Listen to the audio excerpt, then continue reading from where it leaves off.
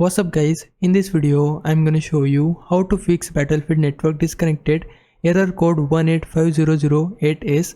Start by pressing the retry button on the error screen. Sometimes simply retrying a few times will reconnect you and load you back into the game. If that doesn't work, close the game completely and restart it.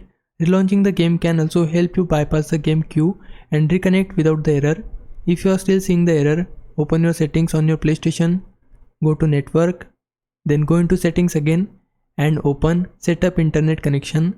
Highlight the network you are connected to, press the options button and change the Wi-Fi frequency band from automatic to either 5 GHz or 2.4 GHz, whichever works better for your setup. Next, go to advanced settings, change DNS settings from automatic to manual, and under primary DNS set these values to 1.1.1.1 and in secondary DNS set it to 1.0.0.1. Save the settings and let your PlayStation apply the changes. Once that's done, open Battlefield 6 again and try connecting. You should be able to get back in without the error showing up. Now if it was a big help, can you like this video and subscribe my channel. For now, thanks for watching. Bye bye.